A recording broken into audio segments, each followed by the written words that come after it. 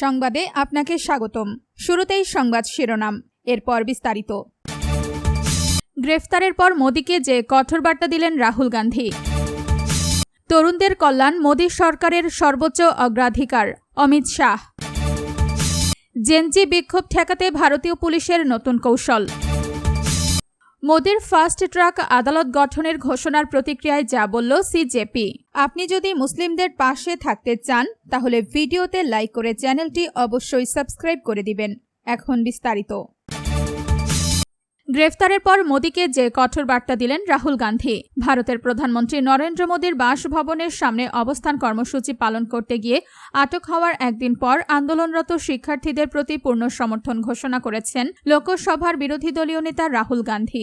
রাস্তায় থাকা শিক্ষার্থীদের পাশে থাকার কথা জানিয়ে তিনি শিক্ষার্থীদের কাছে প্রধানমন্ত্রী মোদীর ক্ষমা চাওয়া, কেন্দ্রীয় শিক্ষামন্ত্রী ধর্মেন্দ্র প্রধানের পদত্যাগ এবং বিক্ষোভকারীদের ওপর পুলিশি নির্যাতনের জন্য দায়ীদের জবাবদিহির দাবি জানিয়েছেন। সংবাদ মাধ্যম দ্য ওয়ার বলছে, সংবাদ সম্মেলনে রাহুল গান্ধী গত সোমবার ককরোচ জনতা পার্টির সিজেপি সংসদে চলক কর্মসূচিতে অংশ নেয়া বিক্ষোভকারীদের ওপর পুলিশি নির্যাতনের একটি ভিডিও দেখান। তিনি বলেন, শিক্ষার্থীদের তিনটি দাবি পুরোপুরি যৌক্তিক এবং বিরোধী জোটের সবাই তাদের পাশে রয়েছে।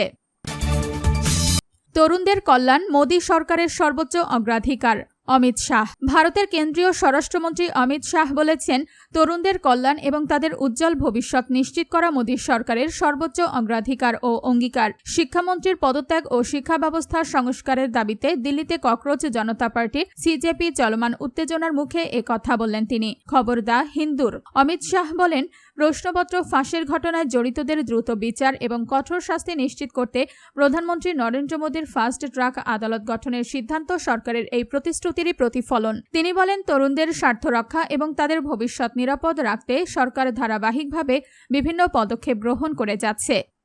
আপনি যদি মুসলিমদের পাশে থাকতে চান তাহলে ভিডিওতে লাইক করে চ্যানেলটি অবশ্যই সাবস্ক্রাইব করে দিবেন। এখন বিস্তারিত। জেনজি বিক্ষোভ ঠেকাতে ভারতীয় পুলিশের নতুন কৌশল। ভারতের চলমান জেনজি বিক্ষোভে পুনরায় অংশগ্রহণ ঠেকাতে নতুন কৌশল নিয়েছে দেশটির মুম্বাই পুলিশ। স্থানীয় থানার পক্ষ থেকে বিক্ষোভকারীদের ফোন করা, হোয়াটসঅ্যাপে লাইভ লোকেশন শেয়ার করতে বলা এবং বাড়ি বাড়ি গিয়ে সতর্ক করার মতো পদক্ষেপ নেওয়া হচ্ছে বলে অভিযোগ উঠেছে। ভারতীয় গণমাধ্যমের খবরে বলা হয়েছে, ককরোচ জনতা পার্টি সিজেপি সমর্থিত শিক্ষার্থী আন্দোলনের জেরে মুম্বাইয়ের শিবাজি পার্ক, চেম্বুর ও আজাদ ময়দান সহ বিভিন্ন এলাকায় কয়েকদিন ধরে বিক্ষোভ চলছে। এর পরিপ্রেক্ষিতে আইনশৃঙ্খলা বাহিনী স্থানীয় পর্যায়ে সরাসরি যোগাযোগ ভিত্তিক নজরদারি শুরু করেছে। যেসব শিক্ষার্থীর বিরুদ্ধে আগে থেকে মামলা এফআইআর রয়েছে বা যাদের আইনি নোটিশ দেওয়া হয়েছে তাদের অনেকেই জানিয়েছেন, স্থানীয় থানা থেকে ফোন ও বার্তা পাঠিয়ে ঘরে থাকতে বলা হচ্ছে। সামাজিক মাধ্যমে ছড়িয়ে পড়া কিছু স্ক্রিনশটেও দেখা গেছে কয়েকজন পুলিশ কর্মকর্তা বিক্ষোভকারীদের হোয়াটসঅ্যাপে নিয়মিত লাইভ লোকেশন শেয়ার করতে নির্দেশ দিয়েছেন, যাতে তারা বাড়িতে আছেন কিনা তা নিশ্চিত হওয়া যায়।